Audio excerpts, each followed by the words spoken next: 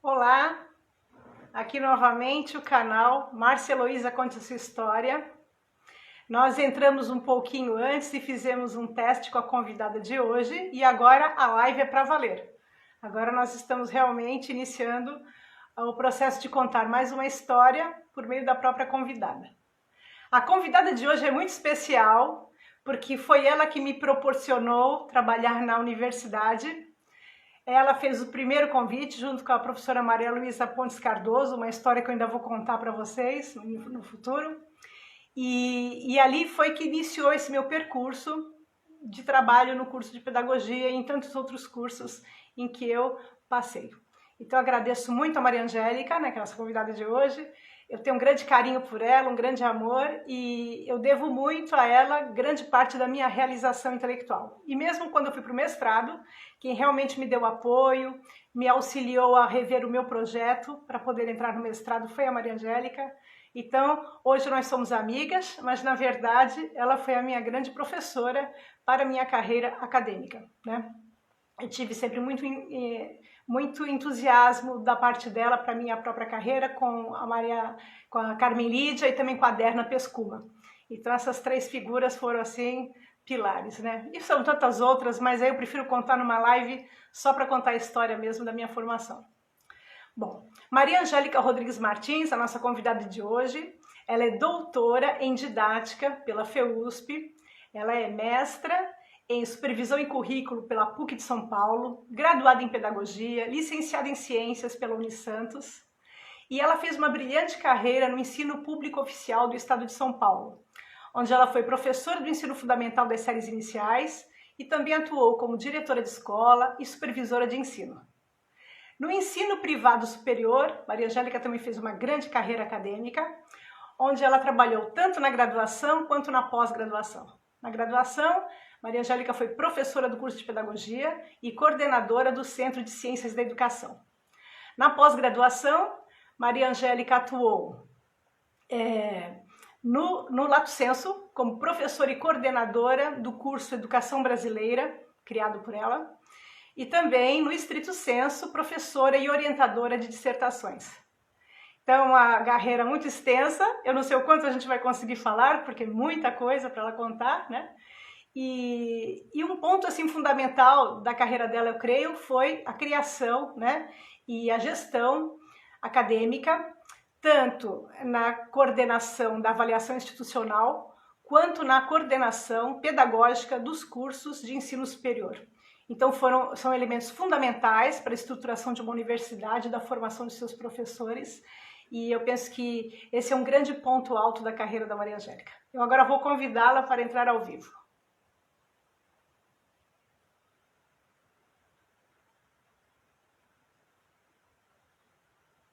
Convidada para entrar ao vivo, eu vejo que ela já entrou na live, agora esperemos que ela seja visualizada.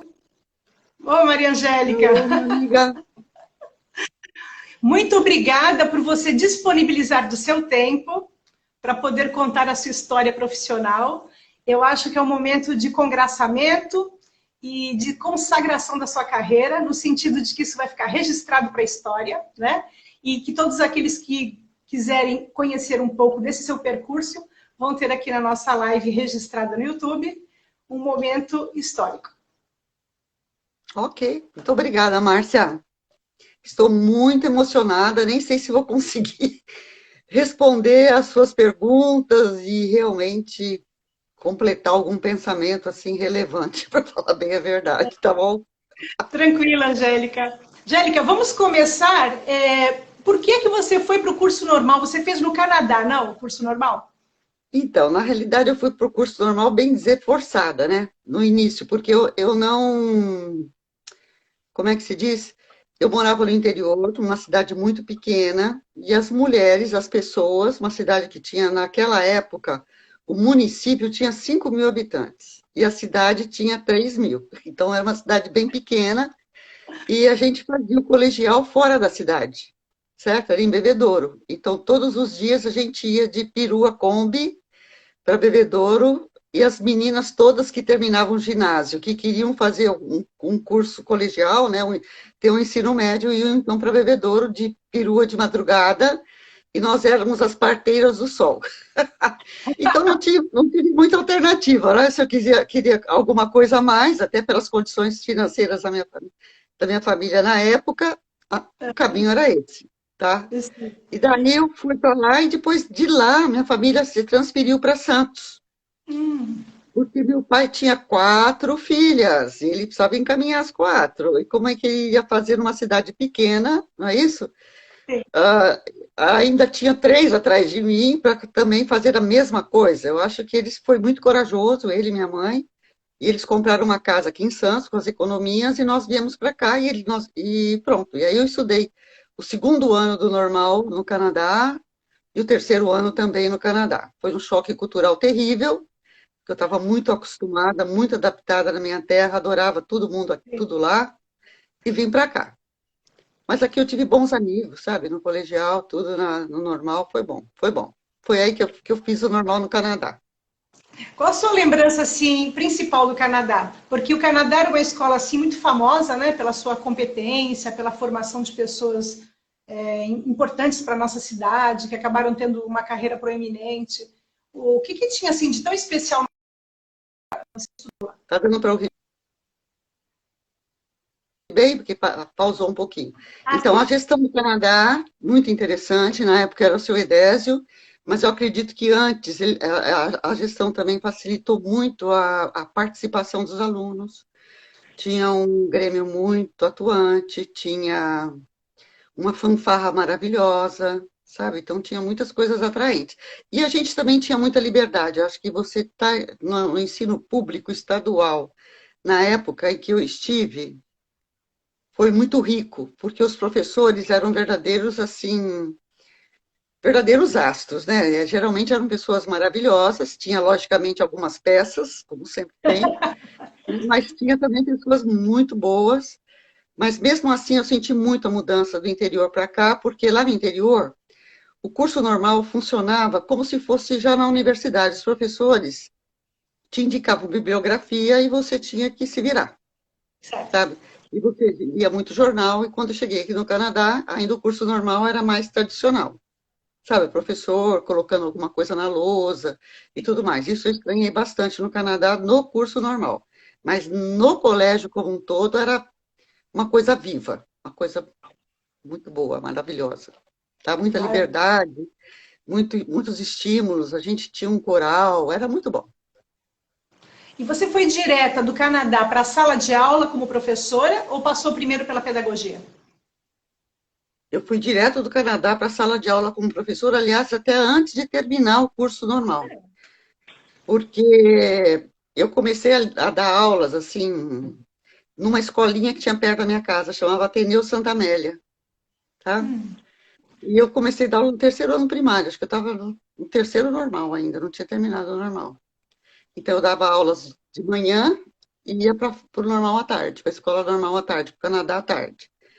E depois, quando eu entrei na faculdade, eu já comecei também a assinar, a gente chamava aquele tempo assinar ponto como substituta efetiva Sim. no Canadá. Aí foi no Canadá, que não era muito longe da minha casa e era no meio caminho entre a minha casa e a faculdade. Então foi muito bom. Só que isso, de certa forma, também me prejudicou um pouco na faculdade. Por quê? Porque eu tinha que sair mais cedo das aulas para Sim. pegar o trólebus, para descer no Canal 3 e ir para o Canadá, assinar ponto ou substituir algum professor que estivesse faltando. Então, isso aí, eu sempre perdia o final das aulas da faculdade. E também o convívio com os colegas, né, que a gente sempre tem no final das aulas, que é uma delícia, né? O aluno Então, foi isso trabalhador aí. fica um pouco penalizado, né? Fica um pouco penalizado. Mas foi bom, porque eu peguei muita experiência, sabe, de trabalhar ali. Nós tínhamos 40 crianças de sala de aula. E era interessante. Eu gostei muito da experiência que eu tive como professora primária no Canadá. Mas eu sempre tive a sorte também de pegar classes mais adiantadas, que eu digo terceiro e quarto ano do primário. Eu nunca trabalhei com Sim, alfabetização, certo. sabe? Isso também foi muito bom para mim. Depois que eu terminei a faculdade, aí nós podíamos lecionar ciências e matemática. Não, ciências não. História e matemática no primeiro grau, porque o diploma de pedagogia dava direito a isso. É E verdade. aí, então, eu comecei a dar aula no ensino público, Aí, porque quando nós terminamos a faculdade, foi justamente naquele ano que aboliram o exame de admissão. Uhum. Acho que foi 67, 68, por aí, 1967, 68. E aí nós podíamos licionar no, no ginásio, no então ginásio, né? Quem ainda não era Sim. primeiro grau. Então, dava aula no ginásio, mas para me assegurar, eu fui fazer licenciatura em ciências, porque eu precisava de um jeito de sair, de Certo. ganhar, porque como pedagoga, a gente não tinha campo de trabalho para dar aula em curso normal, tá? Então, só tinha o curso normal no Canadá, Sim. e em uma ou outra escola particular aqui em Santos. Então, não tinha como. Então, aí eu fui fazer ciências, licenciatura em ciências curta, para poder licionar ciências, e licionei bastante tempo ciências, durante alguns anos, também no ginásio. Eu gostava muito de ensinar ciências, eu tinha umas classes ótimas. Inclusive, dava muita aula para sexta série, adorava dar aula para sexta série. Bom, tudo bem. Aí, depois, o que eu fui fazendo? Nesse ínterim, também fui prestando concurso público, lógico. Eu sou bem da Sim. época, entendeu? Eu sou uma pessoa marcada, Sim. uma mulher marcada pelo meu tempo. Então, veja bem. Então, o que eu fiz? Eu prestei concurso a professora primária, passei, mas aí eu tinha que escolher bem nas periferias aqui, Vicente de Carvalho, sabe, aquelas coisas. E passei também no concurso para professor secundário da área de educação, que é a nossa área. Uhum. Foi uma, foi uma bênção aquela época, passar nesse concurso. Porque foi uma aventura chegar no local do concurso. Acho que eu estou falando muito, né, Márcia? Não, não, Você me isso interrompe mesmo. enquanto eu estou O que a gente falando. quer. Porque eu acho que o gostoso é a Eu não gente sei entender, visualizar. porque é uma oportunidade, sabe, de eu rever a parte, como é que se diz, que fica em off da vida da gente, né? Porque a parte que está no currículo vitae, está no Lattes, todo mundo sabe, né? Mas Porque essa parte ninguém sabe, o o background, currículo, tá? o currículo é um brilho só, mas a gente não sabe os percalços que a pessoa percorreu Justamente. Então, para construir aquele currículo brilhante. então não foi simples. Aí o que eu tive que fazer? Com a minha mãe muito apavorada, né, eu tive que escolher também, onde eu escolher uma menina nova, um curso normal, estadual, para dar aula. Logicamente que eu fui cair em Bernardino de Campos, lá perto de Ourinhos, perto de Presidente Prudente. E eu fui com a minha mãe para tomar posse. A minha mãe ficou horrorizada. Você vai licionar aqui nessa longura, eu já estava noiva, quase para casar, sabe? Aquela loucura, né? Aí, graças a Deus, eu consegui um afastamento e fiquei trabalhando na Delegacia de Ensino de Santos, trabalhando 32 ou 36 horas e ganhando 18 horas. Mas pelo menos eu estava em Santos, entendeu? Sim, Aí entendi. continuei com algumas aulas no ginásio, para ganhar um pouco mais. Tal. Aí casei, tal, e continuei aí, fiquei muito tempo trabalhando na administração. Olha só, eu acho que isso vai ser uma pauta, se não der para a gente conversar hoje, conversar outro dia. Essa que algumas pessoas que você entrevistou já mostraram e que você também discutiu na tua fala com o Vladimir, que é a mudança da sala de aula para a área de gestão. Uma outra perspectiva. Outra perspectiva. Então, eu tive que ficar nas delegacias de ensino um tempo trabalhando, mas logo fui encaminhada para essa parte também de supervisão pedagógica, na diretoria de ensino, eu fazia uma espécie de ponte. Tinha uma equipe técnica de supervisão pedagógica, então eu fazia uma espécie de ponte entre as divisões regionais, faziam entre São Paulo, a sede da Uhum. secretaria, e o que acontecia aqui na Baixada Santista, em termos de educação infantil, aí já era primeiro grau, entendeu? Segundo grau, ensino profissionalizante. E eu trabalhava na parte de primeiro grau. Depois, acho que alguma coisa de educação infantil, nem me lembro. E trabalhava com regularização de vida escolar, processos junto ao Conselho Estadual de Educação, sabe, uma parte mais bem burocrática mesmo, e também Sim. de multiplicação daquilo que vinha da sede da Secretaria Estadual de Educação. Que seriam as Foi um trabalho políticas, muito ruim, políticas públicas, né? implantação de política educacional direto. Então, eu já trabalhei dentro, sabe, na hora, tanto na recepção e cumprimento, quanto na hora da implantação. Sim. Logicamente, tinha as equipes, os especialistas em alfabetização e educação infantil, mas nós que fazíamos a coordenação. Então, dali, o que eu fui fazer?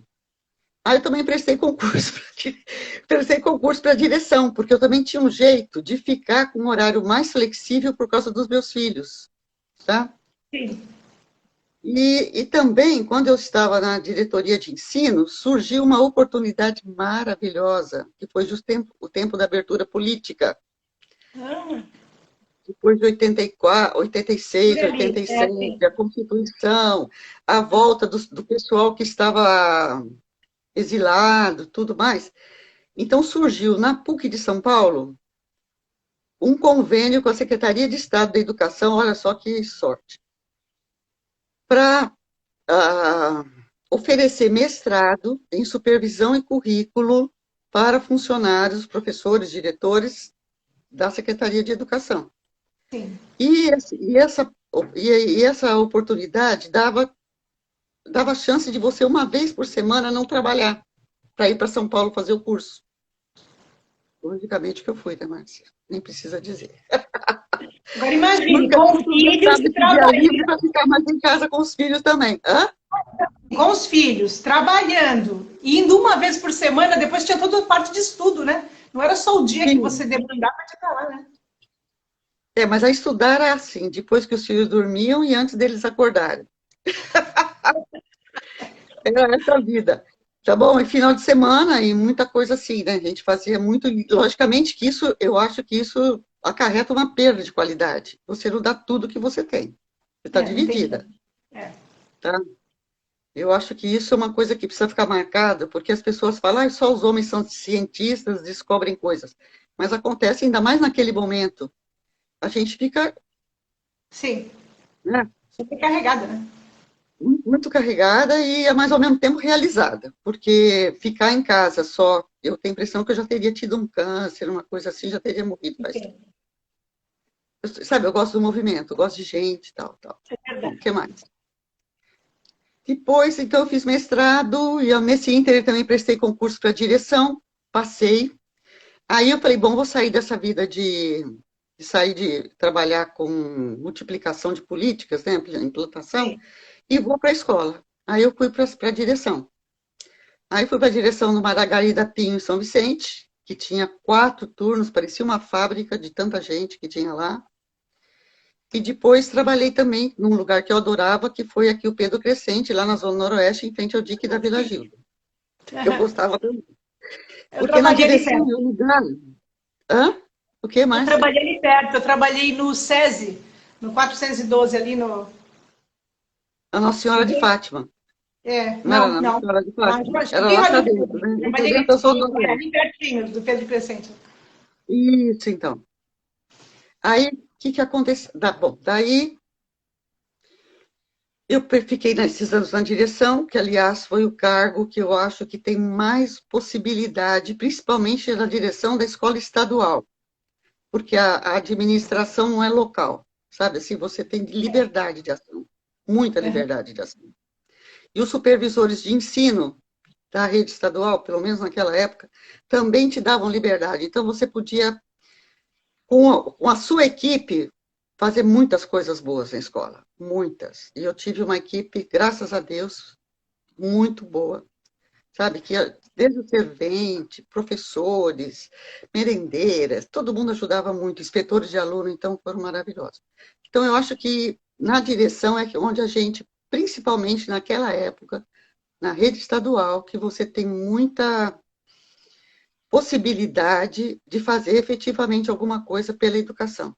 Sabe assim, É. que foi ali Eu que eu me, eu gostei me muito. lembro um caso, eu me lembro de um caso que você contou, de ter que pintar a escola, de como você mobilizava assim os pais dos alunos, e também quando os alunos tinham que trocar o lápis e o caderno. Quer dizer, esses detalhes que mostram um cuidado refinado com a comunidade e que também é pedagógico, né? Para o uso do material, para a valorização do dinheiro público, né? Eu acho que aqueles Ah, casos que você sim, contava a são gente marcantes. tinha tudo na escola, então, mas tudo isso é fruto de trabalho de inspetor de aluno, que eu tinha inspetores ótimos, a Anitta e o Paulo, que eram excelentes. Tinha a dona Tereza e a dona Lourdes, assim, porque a escola era pequena, né? Porque o lugar lá era tão perigoso que a escola não funcionava à noite, só funcionava de manhã e à tarde. E a gente tinha muitas classes de alfabetização, naquele tempo que entrou aquele projeto que você tinha 2 anos de alfabetização. Então, era uma maravilha. Você trabalhava assim com muita mobilidade das classes, professores. Tinha uma Era professora o que era ciclo básico, não? coordenadora. Não era o ciclo básico ainda? Ciclo básico? Era ensino básico, ensino fundamental, hoje fundamental, ensino básico. A gente tinha de primeira a oitava série, mas o forte da escola, inclusive devido à região, era primeira a quarta, tá? Eu acho que era o ciclo básico que foi implantado naquela época, que foi muito, muito bom. Sabe, assim, nós tivemos um trabalho muito rico lá. É que nós, na época, como até agora, não temos assim, a disciplina de registrar, né? O que foi feito, o que é feito. Sim. Então, isso realmente, eu acho que você perde, a não ser contando essa história que eu já te contei particularmente, né, Aham. que chegavam caminhões, que eles investiram muito no ciclo básico, que tinha muita repetência, né, muita reprovação de- e muita evasão, né, do primeiro ao terceiro ano do ensino fundamental. Então, o que que aconteceu? Eles davam muito material, a gente distribuía para os alunos rasgavam as folhas do caderno, jogava lápis fora pela metade, antes de aplicar. E aí, então, nós instituímos na escola que a pessoa só receberia caderno novo e lápis novo e borracha nova se mostrasse o lápis já usado, ou seja, que Aham. não encaixasse direito mais na mão, que não desse Sim. mais para escrever direito, e também com o número de páginas. E o Paulo, que era o inspetor de alunos, que contava as páginas. Tudo isso é muita dedicação das pessoas, é isso? E nós tínhamos Verdade. horta na escola, tinha uma professora de português que cuidava da horta. A gente, com os produtos da horta, melhorava a merenda. Então, era muito gostoso, muito gostoso. Mas tinha dia que eu nem entrava na diretoria, sabia? Não dava tempo, porque você tinha que ficar aqui. Mas era bom. Era uma escola viva, né? É uma É uma gestão escola viva. humanizada. Muito humanizada, muito. Os alunos adoravam, ajudavam, é tudo muito bom. A gente abria para a comunidade, a gente só fechava o portão da escola na hora do recreio, porque para os alunos não saírem, entendeu? Porque tinha muita criança pequena. Fora isso, os portões ficavam abertos e os alunos usavam a quadra. Os alunos, a comunidade usava a quadra, que era bem distante das salas de aula. A gente tinha um trato que se a bola viesse para o lado da classe, era para uma única pessoa vir buscar. E isso todo mundo ficava olhando, os inspetores de aluno, olha, você vê essas coisas de escola, muito gostoso. É bem o Então é isso. espírito da Guiomar Namo de Melo, né? Essa escola é bem o espírito daquela que ela acreditava, né? A Guiomar acreditava nessa escola com os muros mais abertos, mais próxima à comunidade. E com isso ninguém depredava nada, assim, porque nós tínhamos controle de tudo ali, não tinha um vidro quebrado, nada, nada, nada. Tudo, graças a Deus, funcionava maravilhosamente bem. Mas com essa equipe e Sim. com os nossos tratos, nós tínhamos uma constituição da escola, nós tínhamos Válido. que tinha aquela, como é que se diz, não tinha conselho de escola naquela época, Sim. foi quando que nós começamos com aquela questão da participação, você lembra? Franco Montoro, aquela coisa Sim. toda, Eu né? peguei Paulo ainda, Freire né? voltando. Então, É. você já viu, né, como é que você funcionava. Então, como é Maravilhoso. que nós fazíamos? Então, a gente tinha uma espécie de legislação, assim, sabe? E os alunos participaram. Então, quando a pessoa ia ser punida, quando ela poderia fazer educação física ou não, essas coisas. E aí a gente tinha isso e com isso a gente funcionava. Então os alunos já sabiam. Por Sim. exemplo, esqueceu o material de artes, você vai assinar um livro preto. Se esqueceu o material de artes 3 vezes, não vai assistir a aula de artes, que eles adoravam. Queria coisas assim, bobeiras, bobagens, mas que funcionavam. E com isso a É gente não isso tinha que problema. Tinha até fanfarra, a escola, aquela pobreza toda. Nós tínhamos até fanfarra. Mas isso eu Tudo bem. acho maravilhoso, quando o pedagogo tem realmente experiência, né? Quer dizer, quando você. Não vou pular essa parte ainda, mas quando você chegar lá na universidade, quer dizer, isso foi fundamental, né? Você ter estado ali no chão de fábrica, porque muitas vezes o aluno pensa que o intelectual não tem essa experiência prática, né, do cotidiano da escola. Então, Ah, eu penso mas que isso, a eu acho experiência do fundamental. diretor foi realmente fundamental, né? Eu acho isso é fundamental. Inclusive, eu acho que também ajuda a despir o intelectual de uma certa arrogância, tá? De quem só faz a carreira acadêmica, Sim, sim. tá? Eu acho que isso você dá uma certa humildade, você veste o manto da humildade. Então, E uma coisa, eu- assim, que você sempre me fez pensar, e claro, eu também concordo, eu também fui professora da escola pública, não tive uma carreira tão longa quanto a sua, mas também estive lá. É a importância da escola pública quando ela tem profissionais realmente aguerridos que acreditam nela, né? Quer dizer, sim, claro, a gente sabe, eu tive agora a fala sábado com o Rafael, e ele estava falando das dificuldades com as políticas públicas atuais, de realmente realizar uma educação democrática, uma participação democrática na escola está muito difícil, está quase impossível, né? Está muito tecnicista a educação atualmente, segundo os relatos que eu tenho recebido aqui no canal. Mas a gente vê na nossa época que realmente havia aquela, como você disse, aquela abertura política, o Paulo Freire voltando e todo mundo acreditando na gestão democrática, que realmente ali aquelas pessoas fizeram a diferença, né? E a escola realmente, como diz o Saviani, faz a diferença naquela comunidade para ela poder criar muita, autonomia e as faz pessoas muita terem maior diferença. participação na sociedade. Tanto que a escola, nossa escola, ela era muito bem conservada, naquele local, você sabe onde é, em frente ao dique, tá? Em Sim, frente ao Rio do Bugre ali, que é um lugar até quando tem a maré baixa, fica um cheiro terrível ali. Mas tudo bem, mas foi muito bom. E aí eu também prestei concurso, o quê? Para supervisão, porque eu já estava quase no final de carreira, porque eu comecei muito cedo, eu comecei com sim. 18 anos. Aí, então, o que aconteceu? Eu prestei concurso para supervisão, vim para super... Como eu passei muito bem no concurso, porque o concurso foi feito na mesma época que eu... Está caindo aqui meu equilíbrio, mas agora deu certo. Ah, Perfeito. o concurso foi feito na mesma época em que eu estava terminando o mestrado. Então, eu Ah, tinha lido muita coisa durante o mestrado. sim. Então, prestar o concurso de supervisão para mim foi uma coisa fácil. E, além disso, a gente tinha um grupo de estudo muito interessante de diretores aqui que eram diretores aqui em Santos na época, e a gente estudava também junto, e também era muito gostoso. Sim. Então, só coisa boa, só coisa boa. Aí fui para a supervisão. Supervisão, o que a supervisão me deu? Uma visão de rede que eu não tinha. Aquela visão de rede que você, por exemplo, rede municipal. Eu Uhum. conhecia a rede estadual, bem, tinha trabalhado, feito toda a minha carreira.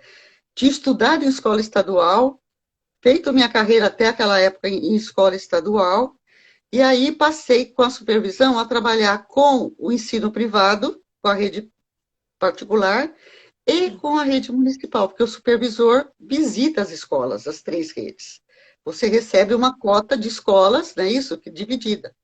Uma parte. E aqui em Santos tinha muita escola particular. Isso eu não Tem sabia. ainda, né? Na minha cabeça, o supervisor atuava só com a escola estadual. Não. Não, A gente assim. atua com a escola particular e municipal. Veja bem. Ah, é, sim, a E aí, particular eu lembro. A particular eu lembro. Eu não lembrava da municipal. Eu pensava que eles tinham um então, foi sistema uma. próprio. Agora eu acho que está separado, mas naquela época, inclusive, foi quando começaram os municípios, principalmente os maiores, que puderam montar a Secretaria de Educação pelo número de habitantes, aquela coisa toda. Esses municípios, então, ah, criaram o próprio sistema de supervisão. Mas quando eu fui supervisora, se tinha, era uma coisa só muito ainda inicial, sabe assim, não tinha um sistema montado, eu não me lembro exatamente. Então a gente tinha que visitar as escolas municipais, só que 70%, 60% da nossa dedicação era a escola estadual. A gente Certo. visitava as escolas estaduais todas as semanas. E as escolas particulares menos, porque às vezes no particular a gente tinha muito problema assim de autorização, de regulamentação, era bem burocrático o nosso trabalho na escola particular, sabe? Não tinha. E na municipal, como já estava uma rede estruturada no caso Santos, era mais fácil, sabe? Era uma coisa mais simples você visitar. Então é Certo. isso aí. E aí da supervisão, me aposentei na supervisão, mas quando eu estava na supervisão, já tinha terminado o mestrado, eu terminei o mestrado, eu defendi acho que em 84, comecinho de 1984, a minha dissertação. Uma coisa, conta um pouco da sua defesa do mestrado, que foi assim um evento público, assim, Foi, Não, que foi, foi um acho que foi uma evento. coisa muito importante, assim, né, para quem estava terminando uma, né, de uma certa maneira ali, um momento do seu percurso, né, acadêmico, que é fazer o mestrado, que se hoje é difícil, imagine na sua época. Então, acho que colocar um pouco disso, quer dizer, o mestrado da tua época era o doutorado de hoje ou até mais, não? Talvez, porque também foi justamente, olha, eu tive acho que muita sorte, eu nasci no tempo certo para essas coisas, sabe? O que aconteceu? Foi justamente quando eu comecei o mestrado, foi em 77, 76, 77. Foi inclusive o ano que eu tive a minha filha mais nova, a Renata. E o que aconteceu? Nós tivemos muito apoio do governo federal. O CNPq, bem dizer, eu tinha bolsa do CNPq. Com o meu Sim. projeto de mestrado, eu consegui bolsa no CNPq que cobria a mensalidade e ainda dava dinheiro para livro e pagava também o meu deslocamento de Santos para São Paulo. Quer dizer, eu tinha uma vida boa nesse mundo, tá? Uhum. E foi nesse tempo também que eu aproveitei, como eu estava fazendo mestrado, e o mestrado era autorizado pelo governo estadual, né? Inclusive o governo estava investido no seu pessoal. O que Sim. aconteceu? Eu pude me afastar sem vencimentos do Ah, que Estado. bacana. E aí eu me dediquei mais ao mestrado, porque eu fiz uma pesquisa Sim. muito grande de campo na minha defesa, e, e pude também ficar mais em casa com meus filhos. Foi uma época também muito boa para mim, sabe, particularmente, em termos familiares, assim, foi ótimo, porque eu tinha muita liberdade de horário, tá? Não tinha que ficar 40 horas na divisão ou na Sim. escola ou qualquer coisa assim. Então foi um tempo muito rico e que me deu chance de fazer uma dissertação bem assim no município de Santos, onde eu fui a estudar justamente a política naquela época se chamava Desenvolvimento de Recursos Humanos do Magistério, tá? De primeiro grau. E foi o que eu fiz. Então, eu fiz uma pesquisa em 9 escolas estaduais, com quase 300 professores, justamente para ver o que chegava, porque eu tinha estudado, eu tinha ficado muito tempo na divisão regional, fazendo multiplicação de políticas, aqui na região, na Baixada. Então, eu É. sabia já o que tinha sido feito, né? O que o Estado tinha querido implantar. E aí eu fui ver na base quem é que tinha feito, o que tinha feito e o que tinha feito com aquilo. Certo. Foi por aí. E aí, então, que quando eu fui defender, como era uma dissertação sobre política de desenvolvimento de recursos humanos, o, quem era secretário da Educação na época, que eu não me lembro, era um educador, não era um político. Ele se interessou muito pelo trabalho e achou que a defesa não poderia ser na PUC, ser restrita ao espaço acadêmico. Tinha que ser dentro da Secretaria de Educação, lá na Caetano de Campos. Olha a loucura. Eu E haveria o pessoal, infartado. não, bom, você nem precisa imaginar que eu não dormi algumas noites, né? Então, o que aconteceu? Aí, a PUC teve que fazer reunião da reitoria, porque naquele tempo você só podia defender naquele espaço, né? Isso, no espaço Sim, sim. da universidade. Aí conseguiram lá uma autorização e fui eu lá defender a minha dissertação lá na Secretaria de Educação com todo o pessoal da SEMP, que era a Coordenadoria de Normas Pedagógicas, todos os funcionários do Departamento de Recursos Humanos também de lá, da Secretaria de Educação, e todos os professores da PUC, do mestrado. Foram lá prestigiar. Só isso, só isso. Quem era da minha banca? Bernadette Gatti, que você já conhece muito bem, o Quisotti, não sei se a Guiomar foi da minha banca, não me lembro agora as outras pessoas da banca. Eu sei que o Guizotti era o orientador, a Bernadette era da banca e tinha uma outra pessoa que eu não me lembro agora também quem era. Não sei se era alguém da secretaria, não me lembro. Eu só sei que isso saiu em todos os jornais, na época. Sabe, saiu no Estadão, na Folha. Foi um negócio, foi uma badalação. E aí foi muito interessante, foi um dia muito emocionante para mim, que eu tive que defender a tese, a dissertação, sabe aonde? No palco da Caetano de Campos. Você já viu defender tese em palco?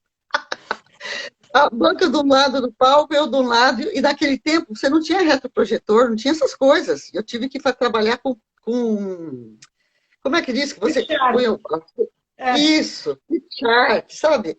Mas foi bom, mas foi interessante, fizeram muitas perguntas, tal, tal, tal. E depois meu pai, que estava lá, meu pai ficou muito emocionado, pagou um almoço, sabe, para os professores e para os examinadores, foi muito bom num restaurante chinês, e foi muito lindo, entendeu? foi maravilhoso. É, porque esse Foi momento eu muito achei que bom. foi assim uma consagração, né? Foi muito lindo. É, aí logo em seguida eu voltei, aí terminou todo o meu afastamento, tudo, voltei a trabalhar na supervisão, e ao mesmo tempo comecei a batalhar para trabalhar na Unisantos. Ah, E sim. aí que a dona Isa, me convidou para dar aula em curso de especialização. Ah, E tinha uns cursos de especialização na época, na Unisantos, que é na Católica de Santos, né? Sobre formação de professores universitários. Você lembra que teve uma época que tinha isso? Formação de professores universitários, porque não tinha mestrado na época. Era uma aham, coisa que estava começando no Brasil. O mestrado começou na década de 70 aqui, né? sim. E aí, então, aí eu dava aula nesse curso, e a dona Isa me apoiava bastante, e dali é que eu fui dar aula na graduação. E as aulas Certo. no curso eram sábados, então para mim não atrapalhava a minha vida de supervisora, sabe? E supervisor também Esse você tem curso de flexibilidade de horário. formação, esse curso de formação dos professores era aquele que a gente fazia em julho, fazia em fevereiro, que a universidade oferecia para os professores? Não. Não, não, não Não. eram esses cursos que a gente depois, inclusive você deu, e eu também dei depois, cursos rápidos. Não, era um curso de especialização de 360 horas. Ah, Acho que eu 360. lembrei o nome do curso. Didática do ensino superior. Ah, O porque o meu curso tio se era chama. contador, meu tio era contador e fez um curso desse no ABCD, numa universidade do ABCD. O meu tio fez um curso desse tipo, porque ele era contador e dava aula de contabilidade. E ele não era professor de formação. E ele teve que fazer esse curso de 360 horas para ser professor. Então, e foi justamente aí que eu comecei a dar aula na Católica de Santos. Ah, porque eu Inclusive, lembro de você das Fafianas, que você dava muitas falas em Fafianas, apresentava. Foi ali que eu conheci você, a Derna, foi aquele período. E depois, claro, né, vocês já professoras do curso, eu entro depois, né, que vocês já são professoras do curso. Que você eu conheci no Lato Senso que você desenvolveu de educação brasileira, que você foi minha professora e coordenadora e criadora do curso. E ali você me convidou, então, nossa, eu tenho uma gratidão a você imensa. Eu se não é para, você viu, movimentando, minha vida é movimentada, graças a Deus. Tem porque movimentado. eu devo a muita gente também ter trabalhado na universidade, mas quem deu o start, quem deu o início foi você. Que a Derna, você e Maria Luísa Pontes Cardoso que fizeram essa minha defesa de eu poder entrar. Então eu devo a você, que se você não me manda lá para Peruíbe para o seu lugar, lá em currículos e programas, eu não teria nunca entrado, né? Então, para mim, eu devo a você, principalmente, esse momento, né? Mas quando você entra na universidade, você não vai direto para a pedagogia. Você foi primeiro para esse curso e depois Primeiro você para entrou esse em curso, pedagogia. depois para pedagogia, que também quem me deu muita força no curso de pedagogia foi a professora Maria Luísa. E quem era diretora na época era a Júlia, parece que a Júlia queria trabalhar só com didática, e como eu tinha acabado o mestrado em currículos e programas na PUC, e, aliás, em Sim. supervisão e currículo na PUC, que o mestrado foi supervisão e currículo, aí a Júlia me convidou para dar aula de currículo na graduação, em Ah, pedagogia. sim. E aí Uhum. também eu peguei as aulas de supervisão, que eram aulas específicas para formar supervisores de ensino, porque aí as prefeituras já estavam implantando o Ah, serviço de supervisão. certo. Aí precisava de um especialista. Alguém que tinha o mestrado, então, para facilitar, e inclusive tinha feito o mestrado em supervisão na PUC, com Mirtes Alonso, Ana Saúl, Guizotti, muitas pessoas muito importantes, muito boas nessa Sim. área. Então, foi isso aí. E aí E ali na comecei na pedagogia, Unicamp, loucura. aí você já entrou como Loucura muito delícia. professora, você ficou vários anos ali como professora, e aí quando você vai para fazer, organizar o Lato Senso, aquilo também foi uma necessidade, porque o que eu sentia naquele curso era muito uma formação para dar uma estrutura fundamental para nós, educadores, para conhecer mais profundamente a educação brasileira, né? Esse Sim. foi o único curso que você criou ou você criou outros também de especialização no Lato Senso? Eu lembro que eu também depois montei um de coordenação pedagógica, que foi também Isso eu bastante lembro. interessante, bastante procurado. É. E aí fiquei por aí, porque aí também eu entrei, comecei a entrar na parte mais de administração outra vez, né, Márcia? Sim. Porque saí dessa parte de coordenação, aí eu fui eleita não sei quantas vezes chefe do departamento, você lembra que eu fiquei muitos anos na chefia do departamento, fizemos alguns Inclusive, eventos fazendo aquela homenagem ao Paulo Freire, que é uma coisa assim inesquecível, históricos. que depois ele vem a falecer, né? E você comanda todo um curso, né, todo o departamento para trabalhar, para fazer aquele estudo aprofundado do Paulo Freire, culminando com uma visita que, inclusive, a professora Cida Rolo foi junto com os alunos, né? A casa do Paulo Freire, né? Eu E fui junto, eu estava junto nessa visita. você estava junto? Ah, Nós eu não fomos fui. nós fomos para São Paulo com as alunas de pedagogia Sim. e visitar, entrevistar o Paulo Freire, porque ele não poderia vir a Santos, ele já estava bem velhinho, então Sim. nós fomos na a casa dele fazer entrevista, fomos bem recebidos, aquele jeito dele, né? Que era sempre do mesmo. E A esse gente já vídeo está conhecia. perdido? Esse vídeo existe ainda? Esse vídeo que registrou Mas, essa cara, visita? então, aí que está um problema. Nós não temos esse vídeo. Eu me lembro direitinho, o nome da menina que filmou era Márcia. E ela colocou o vídeo na Semana Tafiana, que foi quando nós fizemos o Sim, trabalho. sim, sim. E eu não me lembro. E depois daquela mostra maravilhosa, você lembra que a Inês, que era a nossa aluna, e depois foi minha monitora também, ajudou a montar, é isso, sobre o Paulo Sim. Freire. Uhum. Mas aquele sucesso todo. Mas depois o vídeo, olha, Eu ouvi eu acho que o dizer vídeo que se a perdeu. Lenardi, não sei se você lembra da Lenardi, é uma professora até muito Lembro, participativa, né, lógico. importante.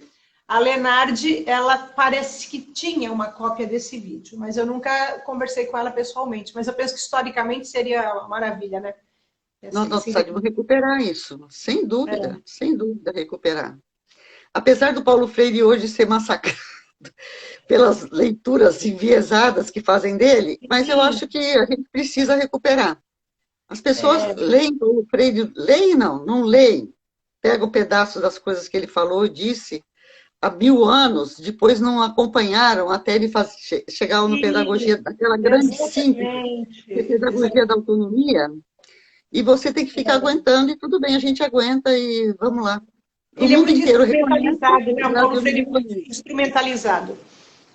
É, E quem me abriu os olhos foi a professora Cida Franco, quando ela uma vez falou para mim: faça uma leitura fenomenológica de Paulo Freire e não só marxista.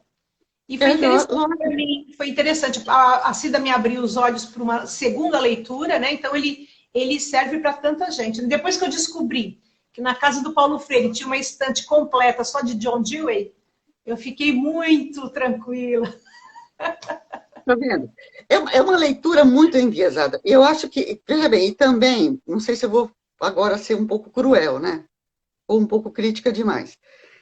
As redes, eu acho assim, que tanto algumas redes, assim como o público, de uma maneira geral, que não é especialista, fizeram uma leitura muito enviesada do Paulo Freire. Sim. Por quê? Nas redes, gerou uma espécie de vitimização e de coitadismo. E também de banalização do conteúdo, que ele nunca falou isso. Que fala de Não, você se não aproximar tem. da base, como ele era lá no comecinho, da pedagogia do oprimido, lá, lá.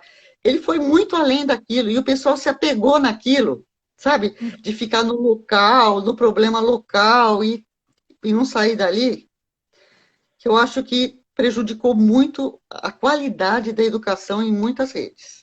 Eu E acho. nas Não sei obras se finais eles resolvem isso, né? Quando o professor Drauzio instituiu aquela cátedra Paulo Freire, em que a gente estudava bastante as obras finais dele, foi muito importante aquilo. Eu acho que deu então, uma pessoa com o pé no chão e esse assim. é um problema, foi um problema, acho que de âmbito nacional e que gerou também uma outra leitura mais enviesada ainda do público que é mais conservador ou mais tradicional ou mais de direita, sei Sim, lá, como é que você vai sim, chamar esse pessoal, de uma leitura distorcida do Paulo Freire. Então sim. são duas coisas, sabe, assim que eu acho que atrapalham muito o reconhecimento desse educador pelos brasileiros. Eu acho que algum dia, quem sabe, a coisa melhore, a situação melhore. É verdade. Tá? Mas tem muitas obras aí, alguém que faça essa leitura mais isenta, sabe? Mais isenta, mais atualizada. Porque eu lembro que eu trabalhava muito quando eu trabalhava currículo. Estou falando muito, né, Márcia? Não, não, é isso mesmo. Fica tranquila. Eu lembro muito quando eu trabalhava currículo em currículo. Eu trabalhava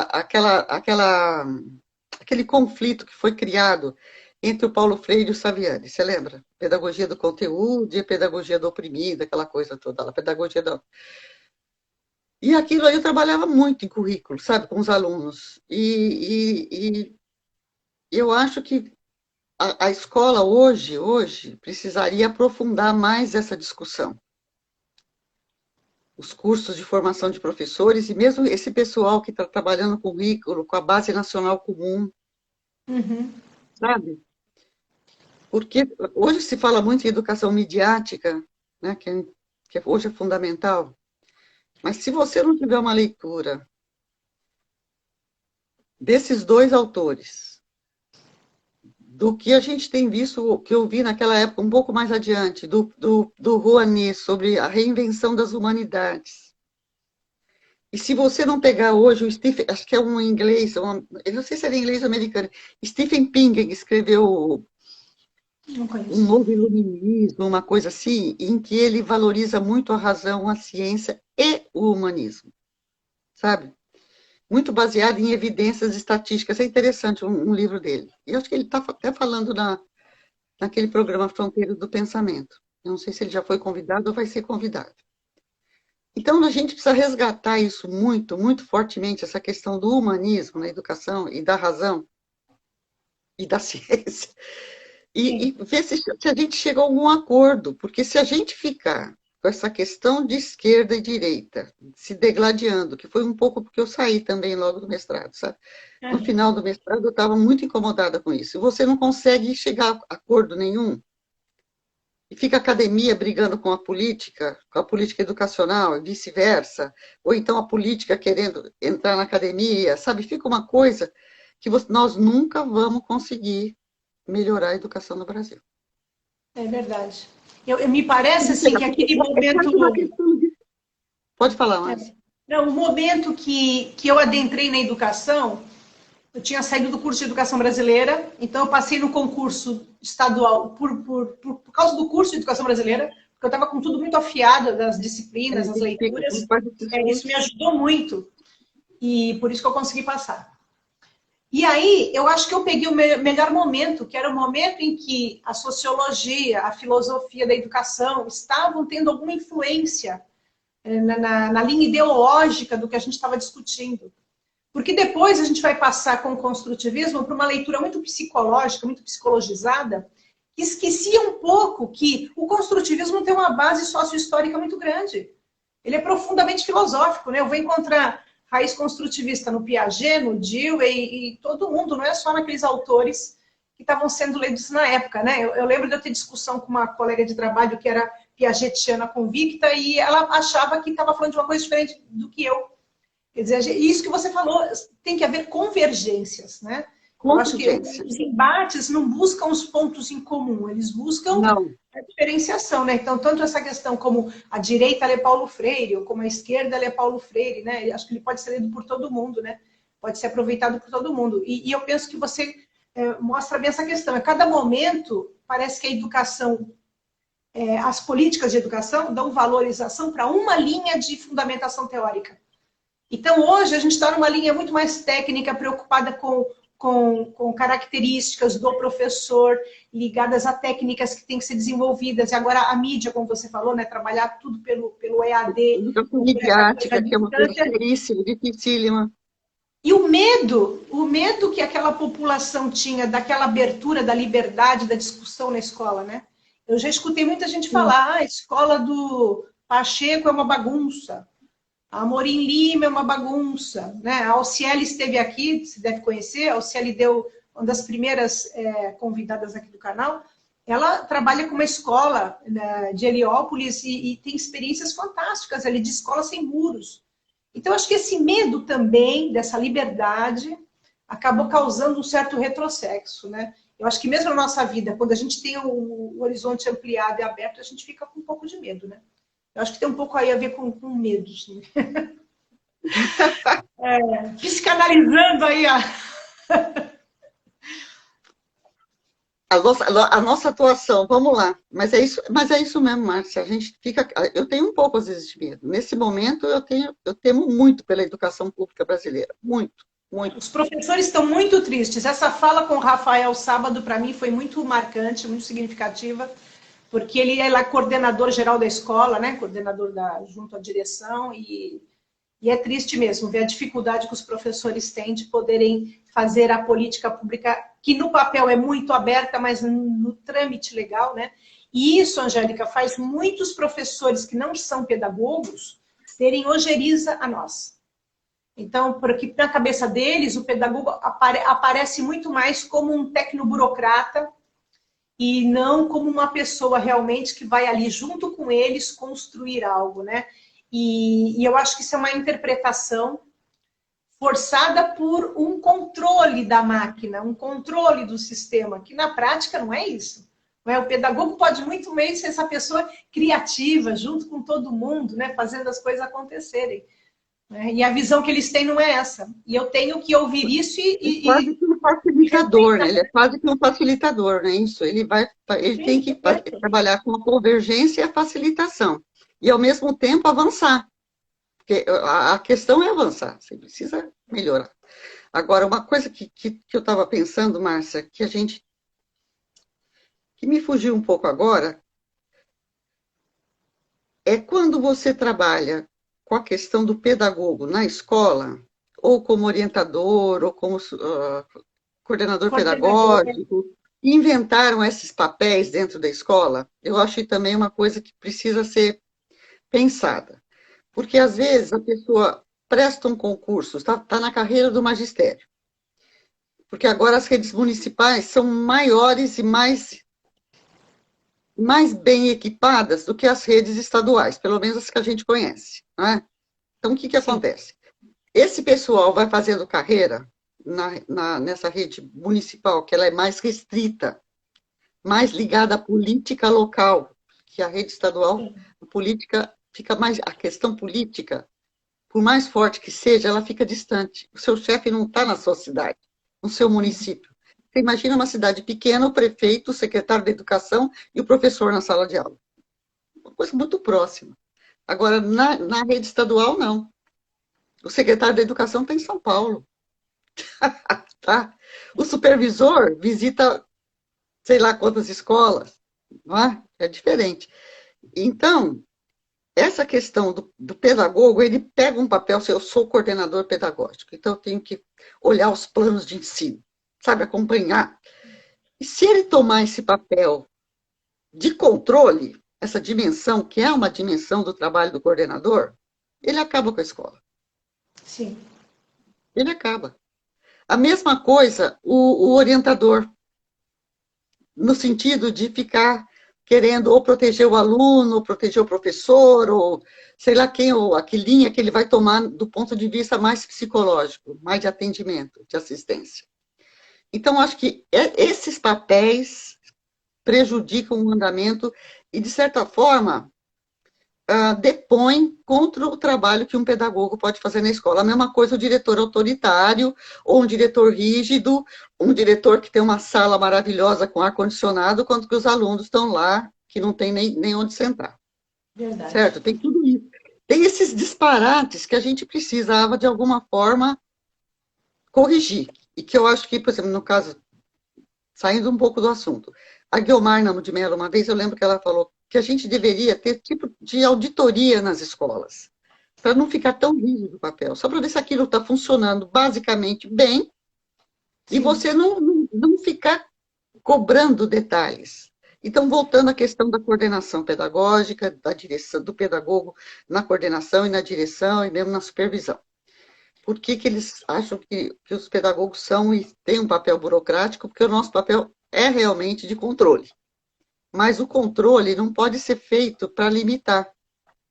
Sim, porque agora, pelo que o Rafael É para falava, você o garantir o controle é básico. todo por números, sabe? Quantificações e porcentagens. Então, quantas habilidades e competências você já desenvolveu no primeiro bimestre e no segundo?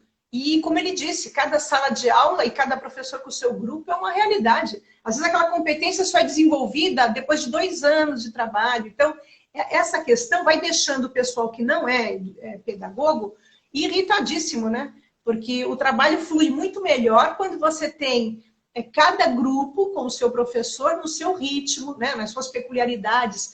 E não tem como você dizer para um profissional desse que ele está errado.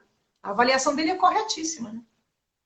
Agora, por exemplo, aquela experiência de ciclo básico que nós tivemos lá dos anos 80, então aquilo ali funcionou. Por exemplo, na escola que eu estava, melhorou muito, diminuiu, acabou com a evasão, entendeu? Melhorou muito a qualidade da alfabetização, porque a gente podia, as professoras, eu tinha coordenadoras e professoras ótimas, elas mudavam os alunos de classe, sabe assim, faziam uma coisa Sim, dinâmica, que não diminuía ninguém, e ao mesmo tempo a coisa funcionava. Então, sim, eu acho que ter uma liberdade e trabalhar com ciclo, por exemplo, é uma coisa que pode ajudar. Mas agora, veja bem, vamos voltar ao papel do pedagogo no controle. E certo. a questão da política e da avaliação, que agora aí nós vamos cair na avaliação. A avaliação institucional, que foi uma briga aqui na universidade, que você me ajudou, e na parte pedagógica, de implantação total. A Ah, sim, agora você avaliação, vai entrar naquele momento que você, ainda como coordenadora do Departamento de Ciência da Educação, você vai ajudar a criar esse setor, né, não de avaliação tem pedagogo. institucional. Mas não, é antes disso. Quero voltar no ensino fundamental, que é o Ah, sim, depoimento desse professor aí que fala da questão da coordenação e do controle da imagem do pedagogo na escola. sim. E tem essa dimensão de controle, existe, porque existe, ele tem que prestar contas a alguém, tá? Mas aí também você tem a questão do limite. O limite, por exemplo, você implanta uma, uma avaliação internacional, ou então uma avaliação nacional. Sim. Eu nem sei como é que chama agora o exame de avaliação nacional da educação fundamental, mas tem um exame. Porque você precisa ter um parâmetro, em termos de política, para comparar com outros países. Porque todo mundo sabe que a escola é, ela é formação de mão de obra, ela é formação para a cidadania, ela é formação humana, mas ela é formação de mão de obra. Não adianta. Você entendeu? Ela também é um instrumento de controle social. A escola é um instrumento de controle social. Então, Que é a maior crítica do pessoal da esquerda, né, que está nas escolas e que dizem que isso é um projeto liberal e que não atende a uma visão mais crítica de sociedade, né? Mas eu penso que tem sim, os dois lados, né? Como a gente fala sempre das perspectivas, tem que ver que esse aluno vai acabar perspectiva. na sociedade mesmo, né? Veja bem, a escola, se você deixar uma escola, você lembra um livro que foi, acho que era Liberdade Sem Medo, que nós lemos muito no Do tempo de Nilo, formação, sim, do do Nil, Nilo. daquela escola, É, tá, tá. Então, aquilo ali, no, par- em nível particular, privado, pode ser muito bonito, pode dar certo para algumas pessoas, pode funcionar. Mas, se você está trabalhando com grandes números, com a população de um país, de um município, de um estado, entendeu? Você precisa ter uma ideia do que está sendo trabalhado. sim, Então, quando a gente fala em avaliação de rede, avaliação de sistemas desse jeito, e fala nessas competências e habilidades, não sei por que inventaram isso aí agora, porque isso é inerente ao trabalho de ensino e aprendizagem, entendeu? Você pode, quer dizer, assim, fortalecer algumas habilidades, algumas competências, mas elas não são o cerne da questão. O cerne da questão é outro. Bom, aí o que eu queria dizer? Então tem que ter algum controle em termos de sistema. E o que o sistema propõe, que vai nessas bases aí, que estão saindo agora, que está sendo muito criticada, é o mínimo que deve ser trabalhado. O mínimo, não o máximo. O máximo é a escola que define. O professor define. Aí que vai o trabalho do coordenador, do supervisor e do diretor. e do corpo docente, sem dúvida. Eles têm que entender que aquilo que está ali, que vai cair na provinha lá, aquela provinha que eles fazem agora, no começo do terceiro ano do ensino fundamental, e depois no quinto, sei lá, no oitavo. Então, aquilo ali é controle de base, não é o máximo que você tem que ensinar para aquele aluno, pelo amor de Deus. E as pessoas tomam aquilo como se fosse o máximo. E eu acho que isso é um grande problema. Entendo. Sabe? A pessoa toma. Aquilo ali é o que a gente chamaria de currículo mínimo. E se fala essas competências e habilidades, isso aí é um jeito de você, como é que se diz? Não é facilitar, de você dissipar a questão do conteúdo, a questão da Porque o relação. fundamental fica de lado, né? O fundamental fica de Porque o lado e o... fundamental fica de lado. É, é. Tá certo que você precisa ter competência para pensar. Vamos lá ver o Dewey, É claro, tá? pensar bem. É. Você precisa disso. Vamos lá, o construtivismo da linha piagetiana, seja lá o que for. Mas você não pode prescindir dessa base. E entender que isso é base, tanto que chama base nacional comum. Tanto que o Michael Apple, quando ele criticava a base nacional comum, no final, ele também tinha uma dúvida. Porque ele fala assim, trata-se de uma questão de política nacional, de você garantir uma unidade nacional, uma unidade de conhecimento, uma unidade de língua, unidade de cultura. Não é só você garantir ali competência, sabe assim? É muito mais do que isso. Então, essa Então, mas base aí, com é essa muito visão, é uma séria. visão pequena de mão de obra, né? Quer dizer, numa visão abrangente de formação de cidadania, a perspectiva de mão de obra é muito mais aberta, muito mais ampla, muito mais profunda. É uma Você está formação formando um humana, querido cara do céu. que vai trabalhar, mas ele também pensa. Quer dizer, não é só um cara que vai exercer determinadas funções, né? Isso. Eu não sei se eu fui clara aí nessa minha explicação, Eu porque penso foi que muito sim, eu rápido, penso que sim.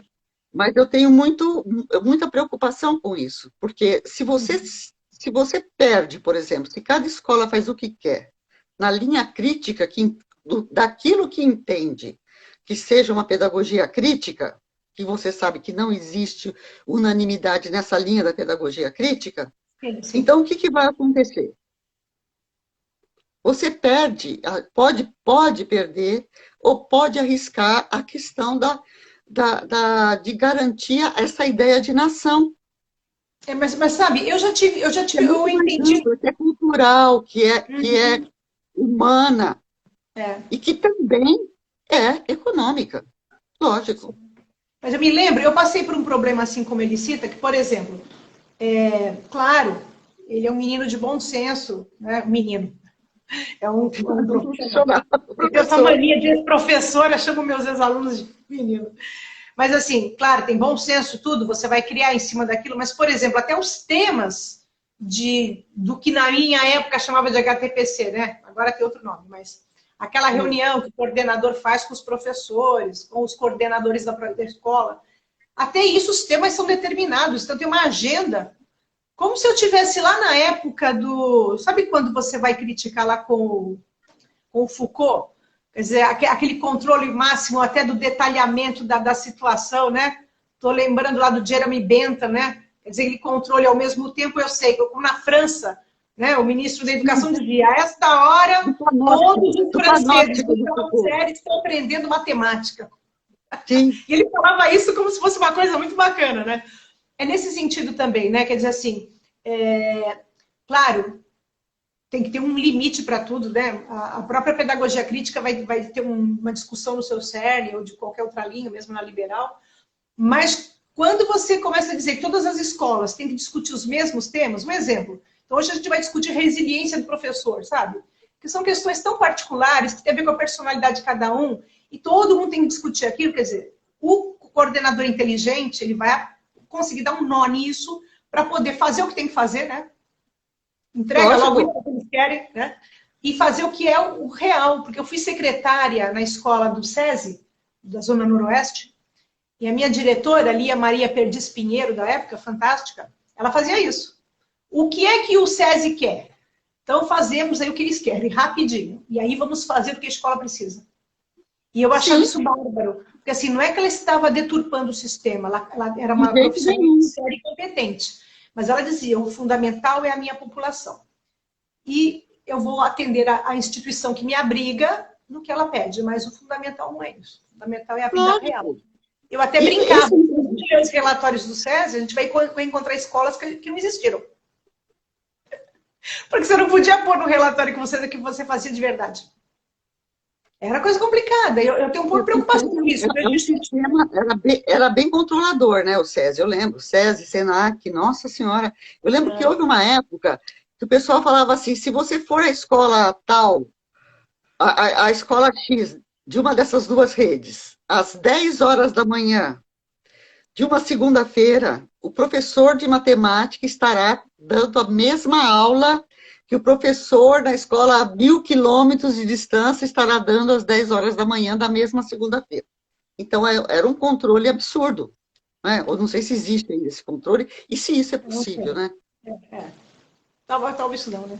Mas, Angélica, eu vou dar uma, se você me permite, dar uma guinada aqui na nossa conversa. Você está Sim, na senhora. você tá na coordenação do curso de pedagogia.